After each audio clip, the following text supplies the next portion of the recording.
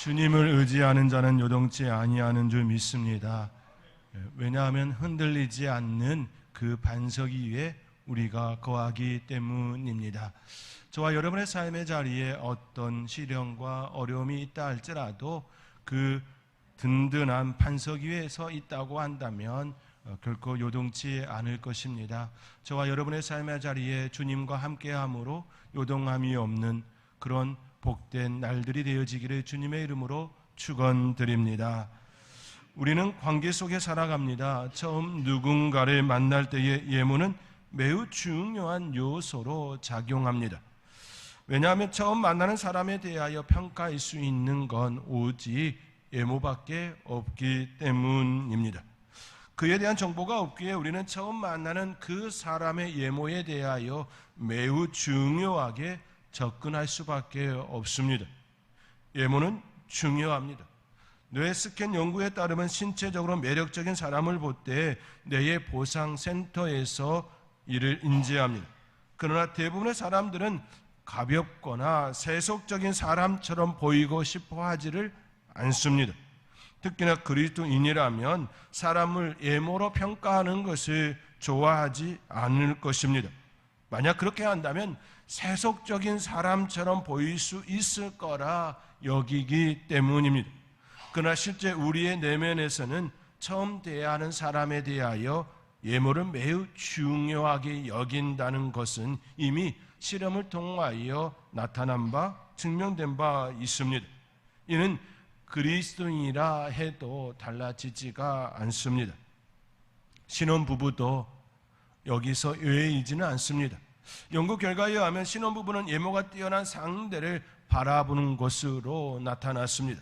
그러나 결혼 생활을 연구한 결과 오히려 출중한 그 예모는 아름다운 사람들로부터 매우 뛰어나다라고 여겨지는 그 예모는 결혼 생활에 안 좋은 영향을 끼쳤습니다.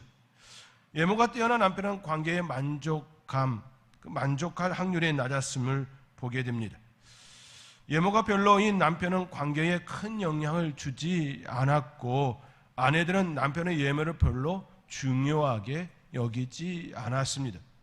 신혼부부일 때는 처음 만났을 때는 예모가 매우 중요하게 작용하지만 시간이 지나면서 결코 그렇지 않았다라는 이야기인 것이지요.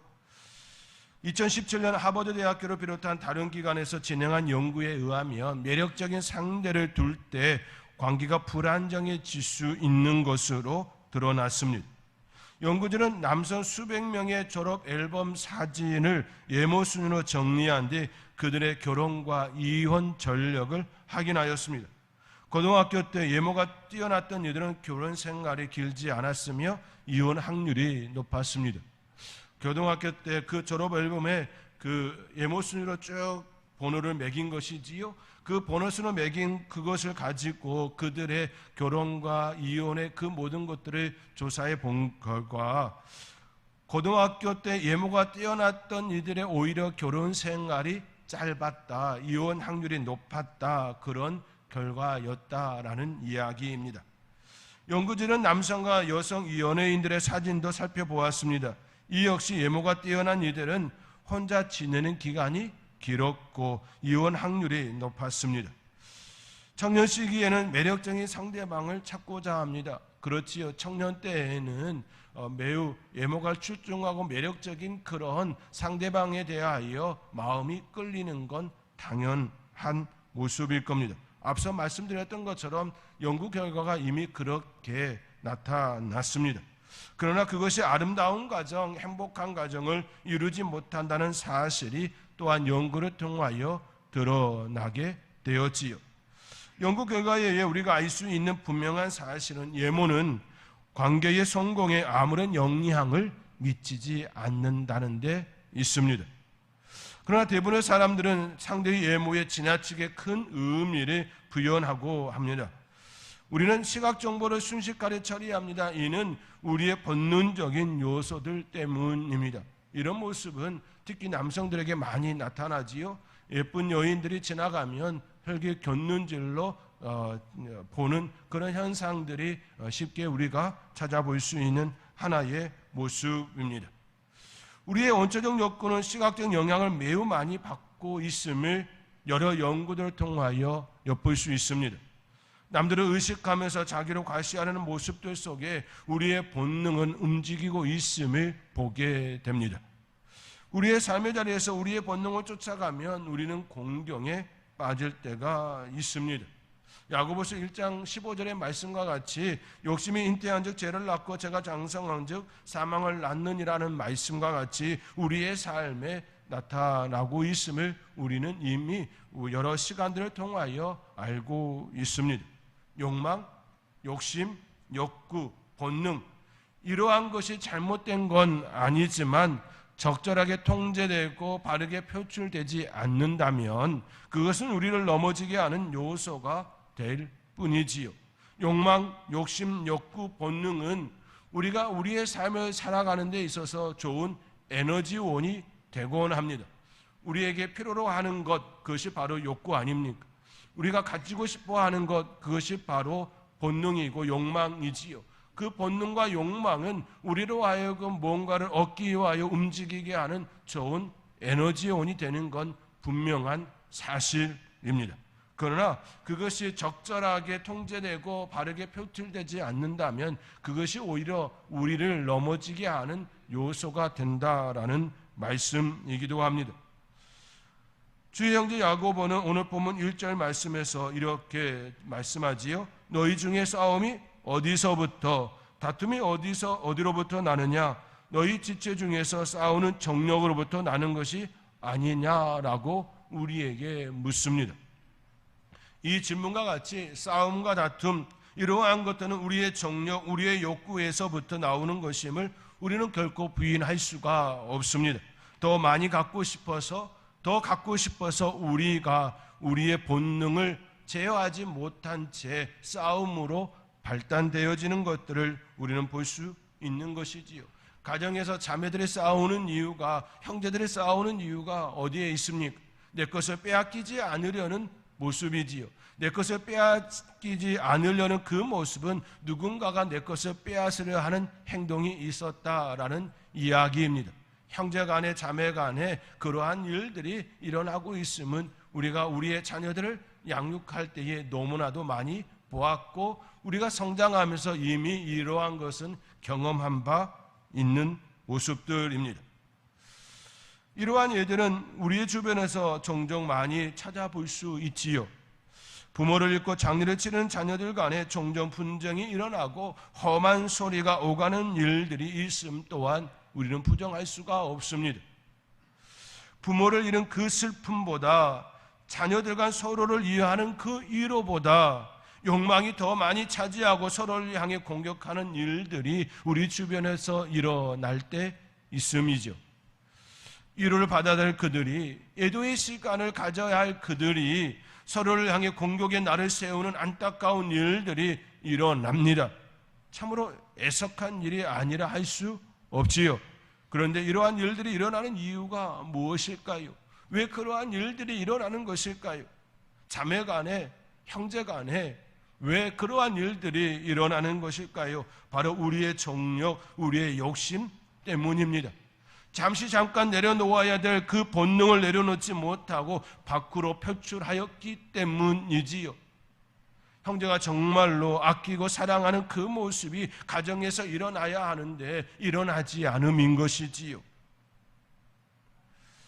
주의 형제 야고보는 우리에게 분명하게 또 말씀으로 선언합니다. 2절 상반절의 말씀에 너희는 욕심을 내어도 얻지 못하여 살인하며 시기하여도 능히 취하지 못함으로 다투고 싸우는도다라고 말씀합니다. 욕심을 내어도 얻지 못하여 살인하지요. 우리는 이미 매스컴을 통하여서 이러한 일들을 많이 보고 들은 바 있습니다. 아버지를 죽이는 그러한 불륜의 그 안타까운 일들이 일어나고 있음 또한 보고 있지요. 더 주지 않는다 하여, 빨리 주지 않는다 하여 살인하는 그 아들의 그 모습 우리는 이미 매스컴을 통하여 들은 바 있습니다.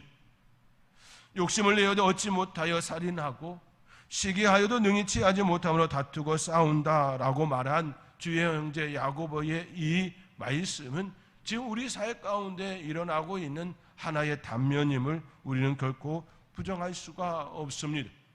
이러한 단적인 예는 성경의 사건 중에 가인을 들 수가 있습니다. 가인은 최초의 살인자입니다. 동생 아벨을 죽인 살인자입니다. 그가 동생을 죽인 이유가 무엇입니까? 그는 왜 동생을 죽였습니까? 동생의 재산은 받으셨지만 자신의 재산은 받지 않았기 때문입니다. 그는 결국 동생을 시기하였습니다. 아니, 더 엄밀히 말하면 하나님을 향하여 자기의 제사를 받지 아니하시는 그 하나님을 향하여 쏟아냄이 되었습니다. 하나님을 미워한 그 모습이 일어남이 되었습니다. 동생을 시기하고 미워하는 그 마음은 결국 동생을 죽이는 가장 악한 행위로 나타났습니다. 그의 마음속에 있는 욕심이 밖으로 표출되어진 그 순간 끔찍한 사건이 그 가운데 일어났습니다. 누구나 욕심을 낼 수 있습니다. 가지고 싶은 것 품을 수 있습니다.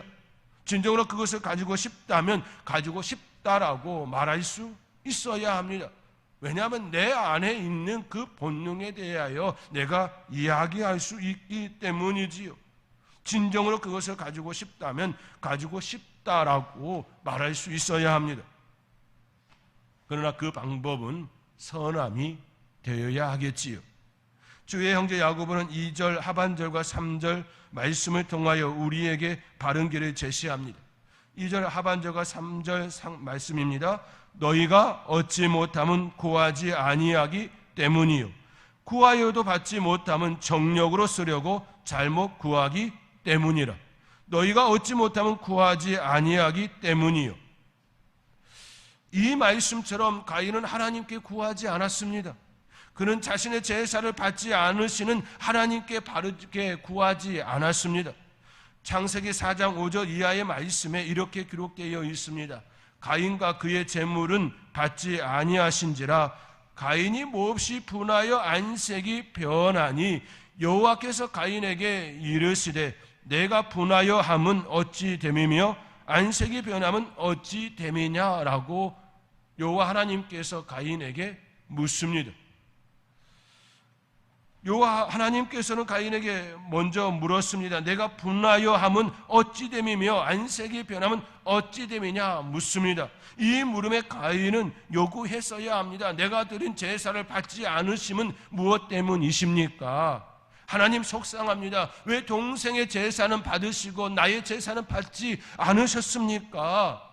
왜 받지 않으셨습니까? 나의 제사도 받아주십시오라고 하는 그러한 요구가 그의 가운데 있어야 했습니다.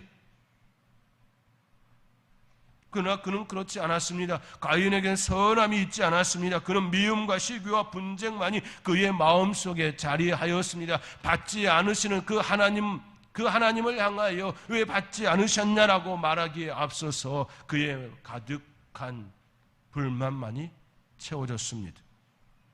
결국 그는 동생을 죽이는 최초의 살인자가 되었습니다. 하나님께서는 그에게 먼저 기회를 주셨습니다. 몹시 분하여 안색이 변하니 여호와께서 가인에게 이르시되 내가 분하여 함은 어찌 됨이며 안색이 변함은 어찌 됨이냐. 이는 가인이 동생을 죽이기 전 이야기입니다. 먼저 하나님께서는 그에게 다가와 물으셨습니다. 왜 그러니? 라고 물으심인 것이지요. 가인은 하나님께 바르게 구했어야 했습니다. 나도 동생 아벨과 같이 하나님께서 받으시는 제사를 드리기를 원합니다 라고 구했어야 합니다. 나의 잘못이 무엇입니까? 알려주시면 바르게 하나님께 드리겠습니다라고 진정한 나의 제사를 받아달라고 구했어야 했습니다. 만약 그가 그렇게 구하였다면 하나님께서는 그에게 길을 열어주셨을 것입니다. 그러나 그는 하나님께 구하지 않았습니다. 우리도 가인과 같이 행동할 때가 있습니다. 특히 자기의 내면을 잘 알지 못할 때에 가인과 같이 행동할 가능성이 더 높아집니다. 자기의 내면을 잘 알고 있다면 솔직하게 고백할 수 있는 능력도 나타납니다. 그러나 자기의 내면을 잘 알지 못하면 바르게 고백할 수도 구할 수도 없게 됩니다. 왜냐하면 진정 자기가 무엇을 원하는지 알지 못하기 때문입니다. 알지 못하는데 어찌 구할 수 있겠습니까? 진정한 자기의 모습을 알지 못하는데 어찌 구할 수가 있겠습니까? 결국 겉으로 드러난 결과는 내면의 문제로부터 시작되어졌음을 볼 수 있습니다. 겉에 드러난 그 사건은 결국 내면의 그 문제의 표출이라는 것이지요. 우리의 내면은 결국 우리의 삶과 분리될 수 없음을 우리는 이 사건을 통하여 분명하게 알 수 있습니다. 그러하기에 주의 형제 야고보는 4절 말씀과 같이 우리에게 세상과 벗이 되고자 하는 자는 스스로 하나님과 온수되는 것이라 라고 경고의 말씀을 주고 있습니다. 주의 형제 야고보가 말하는 세상은 사탄이 지배하는 세상입니다. 하나님의 배제된 인간, 즉 죄를 지은 인간이 다스리는 세상을 일컫습니다. 세상과 벗이 되고자 하는 자, 즉 사탄의 지배 가운데 있는 그 세상과 벗되고 하는 자, 죄인이 다스리는 그 인간의 세상에 벗되고 하는 자는 스스로 하나님과 온수되는 것이라 경고하는 것이지요. 죄를 지은 인간은 하나님과 배척된 모습이 일관되게 일어났습니다. 나타났습니다. 바벨탑을 쌓았을 때에도 그들은 자기들의 이름을 높이고자 하나님을 배척하였습니다. 우리 함께 모이자, 우리가 흩어지지 말자, 우리의 이름을 높이자라고 하며 성을 쌓았습니다. 모세가 시내산에서 하나님과 독대하고 있을 때에도 산 아래에서는 금송아지를 만들며 하나님을 배척하였습니다. 산 위에서는 하나님과 독대하는 거룩한 일이 일어나고 있지만 산 아래에서는 하나님을 배척하는 그 일이 그 땅 가운데 일어났습니다. 하나님과 독대하는 그 거룩한 그 시간, 우리에게 어떻게 말씀하실까 기대하며 설렘 가운데에 그 시간을 보낸 것이 아니라 오히려 하나님을 배척하는 시간이 되었습니다. 예수님께서 이 땅에 오셨을 때에도 대제사장으로부터 많은 이들이 예수님을 십자가에 못 박으라 외치며 예수님을 배척하였습니다. 하나님을 배척하였습니다.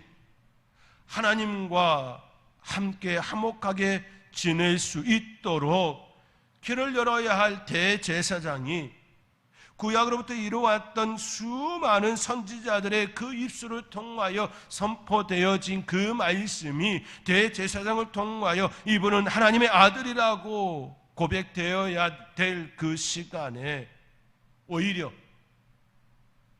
못 박으라 못 박으라 외치는 자들이 되었습니다. 하나님을 배척하였습니다. 인류의 역사 속에서도 인간은 하나님은 존재하지 않는다, 하나님은 필요하지 않는다 외치며 배척하였습니다. 하나님보다 과학기술이 더 필요하다, 우리에겐 이것이 더 중요하다, 그렇게 외치며 이야기하곤 하였습니다.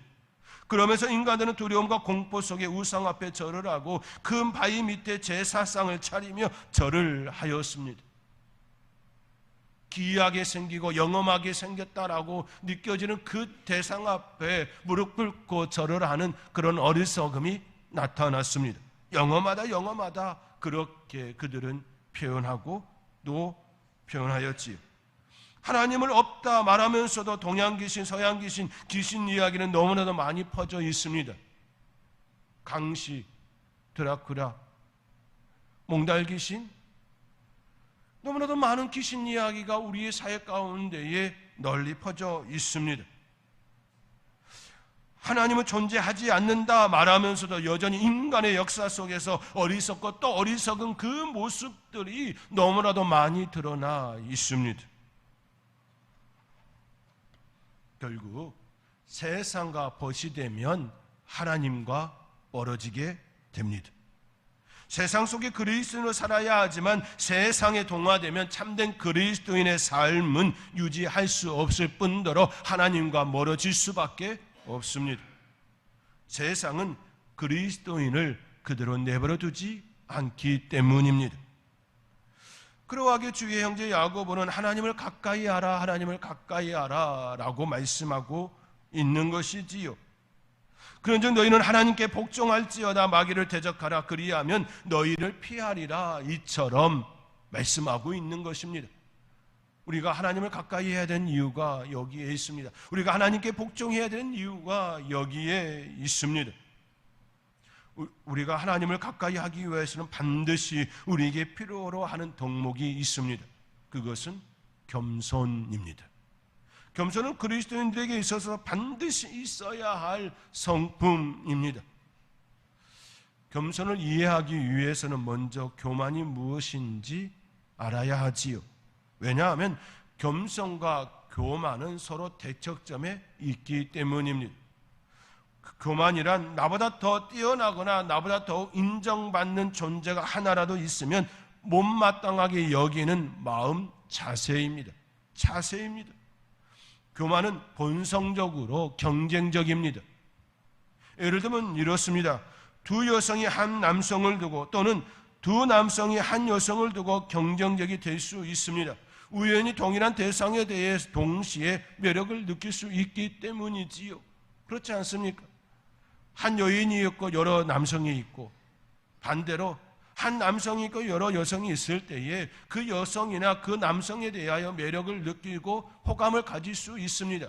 그리하여 내 마음속에 요동치는 그 마음을 그에게 표현하고 싶은 그런 일들이 일어나지요. 청년의 때는 더더욱 그런 모습이 많이 일어납니다. 그러한 모습들은 너무나 당연한, 지극히 당연한 모습 아니겠습니까? 남녀가 매력적인 여성을 보고 매력적인 남성을 보고 전혀 호감이 가지 않는다면 마음의 고장이 난 것 아니겠습니까? 동시에 그런 일이 일어날 수 있습니다. 하지만 교만한 인간은 자신이 상대보다 우월한 사람임을 증명하기 위하여 같은 여인 또는 남성에 대하여 경쟁을 벌이는 것입니다. 그것도 선한 경쟁이 아니라 난 쟤보다 더 나아라고 하는 것을 굳이 계속해서 강조하는 것이지요. 많은 사람들의 탐욕이나 이기심으로 돌리는 죄들은 그 기저에 결국 교만이 깔려 있습니다. 여성들이 예뻐지려고 하는 것은 결국 교만이 아니지요. 오히려 애절이라 에티켓이라 보는 편이 낫습니다. 문제는 내 안에 저 여자보다는 예뻐져야 한다는 마음이 든다면 그것은 교만입니다. 그 모습은 충분히 아름다움에도 불구하고 나보다 더 인정받는 사람이 있을 때 분노하게 되는 것이지요. 이는 신앙인들에게도 동일하게 적용할 수 있습니다. 하나님을 믿는 신앙인들은 모두 하나님의 사랑을 받고자 합니다. 하나님의 사람이라면, 그리스도인이라면 당연한 것 아니겠습니까? 하나님의 사랑을 받고 싶어 하는 건 당연하지요. 그리스도인이라면 하나님의 사랑을 받고 싶어 하는 마음이 늘 있어야 합니다. 그 사랑 가운데 살아가기를 소망하며 또 구하며 또 살아가야 합니다. 그것은 지극히 당연한 모습입니다. 그러나 누구누구 집사보다, 누구누구 권사보다, 누구누구보다 더라는 말이 내 마음에 일어난다면 그것은 바람직한 모습이 아닙니다. 오히려 교만의 모습이지요. 다른 사람보다 더, 이는 상대방과 비교를 통하여 나타나는 모습이기 때문입니다. 이것이 바로 교만입니다. 다만 예전의 모습보다 더 좋은 신앙을 갖고 싶다는 것은 교만이 아닌 내 모습을 살피려 하는 것이기에 좋은, 매우 바람직한 겸손의 모습입니다. 예전의 내 모습보다, 지금의 내 모습보다 더 좋은 신앙의 모습을 갖기를 원한다라고 하는 것은 너무나도 바람직한 모습인 것이지요.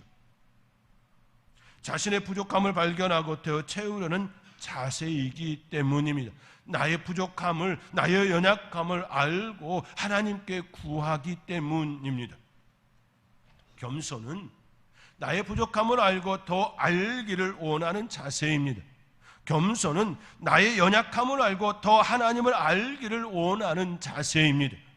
겸손은 나 자신이라는 거울에 나 자신을 비추는 행위입니다. 나 자신이라는 거울에 나 자신을 비추고 하나님께 더욱더 가까이 가려 하는 그 모습인 것이지요. 그러나 교만은 타인이라는 거울에 내 자신을 비추는 행위입니다. 내 자신의 그 모습을 내 거울에 비추고 하나님께 나아가야 하는데 내 모습을 타인에게 비추는 그 순간 비교가 되어지고 교만이 되는 것입니다. 겸손은 나 자신이라는 거울에 나 자신을 비추고 나의 부족함을 알고 하나님께 구하고 하나님께 더욱더 나아가는 삶입니다. 나의 진정한 모습을 발견한 사람은 하나님을 찾을 수밖에 없습니다.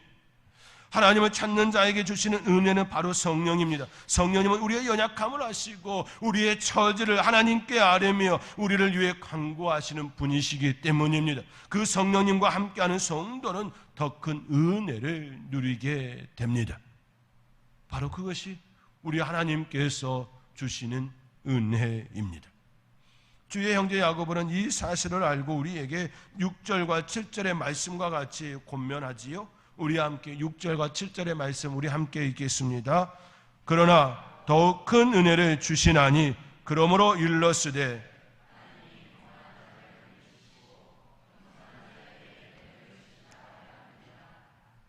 그런즉 너희는 하나님께 복종할지어다. 마귀를 대적하라. 그리하면 너희를 피하리라. 아멘.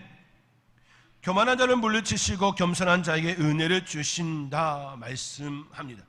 나 자신이라는 거울에 내 모습을 비추고 하나님께 나아가는 그에게 주시는 은혜인 것이지요.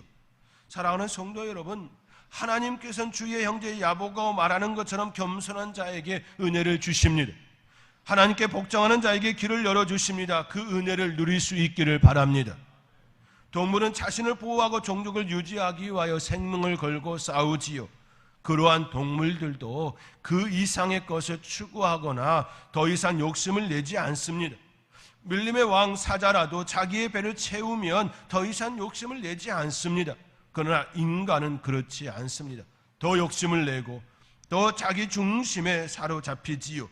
자기 중심에 사로잡힌 사람은 결코 하나님을 볼 수가 없습니다. 왜냐하면 하나님보다 자신이 먼저이고 중심이 되기 때문입니다. 그러한 사람은 하나님의 은혜를 얻을 수 없습니다. 하나님의 은혜를 입을 수가 없습니다.